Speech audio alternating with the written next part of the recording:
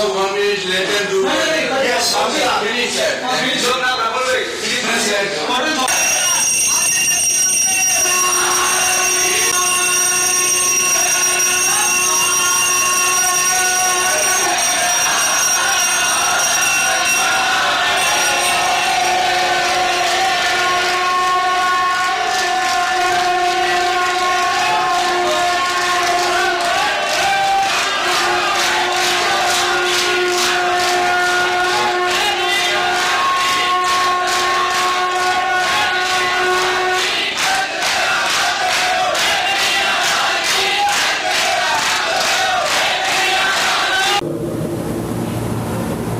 સમર્પણ પ્રેમની શરત નથી, પણ સમર્પણ પ્રેમનો સ્વભાવ છે.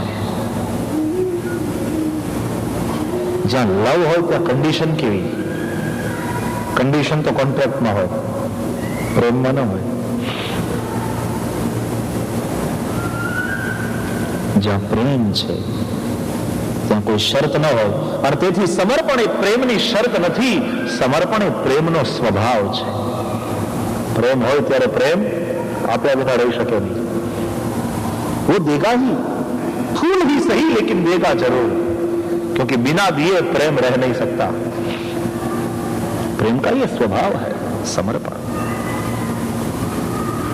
હું શું આપું? લવ, LOVE, L for loyalty, O for objectivity, V for veracity, E for equity. 4 વસ્તુ જેનામાં હોય, જેમાં હોય એ પ્રેમ. ભગવાનની પ્યાસ. મુક્તિ, મુમુક્ષા એટલે મુક્તિની પ્યાસ, જિજ્ઞાસા એટલે જ્ઞાનની પ્યાસ, અને ભક્તિ એટલે ભગવાનની પ્યાસ. શ્રીથી જે યુક્ત છે એ શ્રીમદ ભક્તિ પ્રધાન ગ્રંથ છે ને આપણો. શ્રીયાયુતમ શ્રીમદ શ્રીમદ ભાગવતમ. ભાગવત એટલે ભગવાને કહેલું તે, અથવા ભાગવત એટલે ભગવાનનું સ્વરૂપ.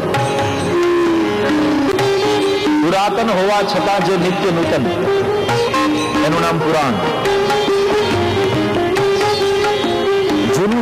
જૂનું છતાં હંમેશા નવું. એ કેવી રીતે બને? કારણ કે આ કથા છે ને એ નદી જેવી છે, ગંગા છે.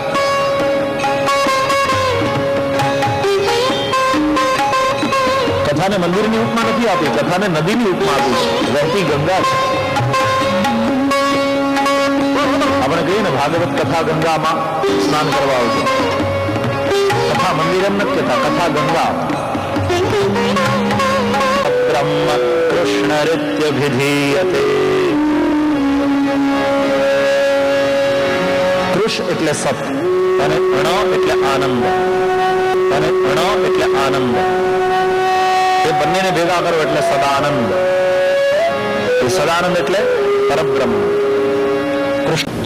3 વસ્તુ દુર્લભ છે: મનુષ્યત્વ, મુમુક્ષુત્વ અને મહાપુરુષ સંશ્રય એટલે સત્સંગ. અને સત્સંગ પુરુષાર્થથી નહીં, આ ભાગવતનો સત્સંગ પ્રભુ કૃપાથી પ્રાપ્ત થાય છે.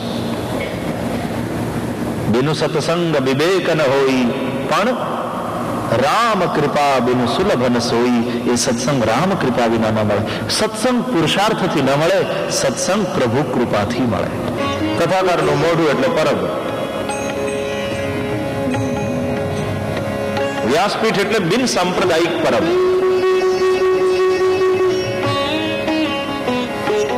પરબનો કોઈ સંપ્રદાય હોય? પરબની પાસે કોઈ ભેદ નહીં.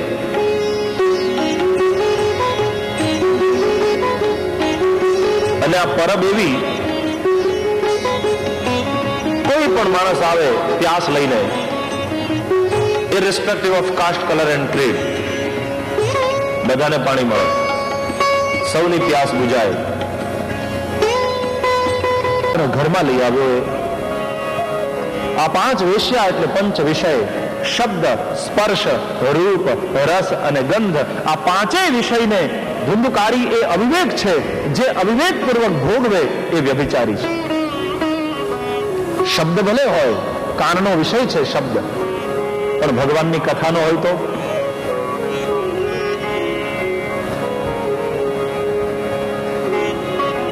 વિષયોને વિવેકપૂર્વક ભોગવીએ તો વાંધો નહીં.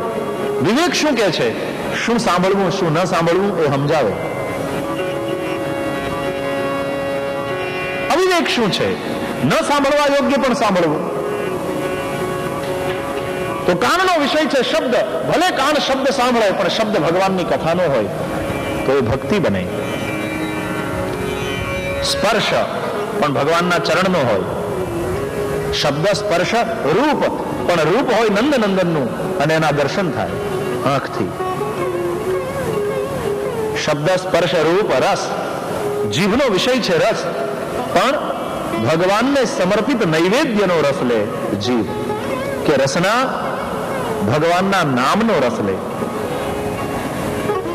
ત્વામેવ યાચે મમ દેહી જીહવે સમાગતે દંડધરે કૃતાંતે વક્તવ્યમેવં મધુરં સુભક્ત્યા ગોવિંદ દામોદર માધવેતિ ગોવિંદ દામોદર માધવેતિ ગોવિંદ દામોદર માધવ. ભગવાન નામનો અને ગંધ હોય પણ ભગવાનને ચરણે સમર્પિત તુલસી દલની.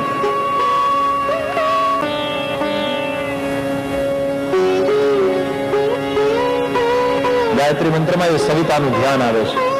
તત્સવિતુઃ વરેણ્યં ભર્ગો દેવસ્ય ધીમહિ ધિયો યો નઃ પ્રચોદયાત.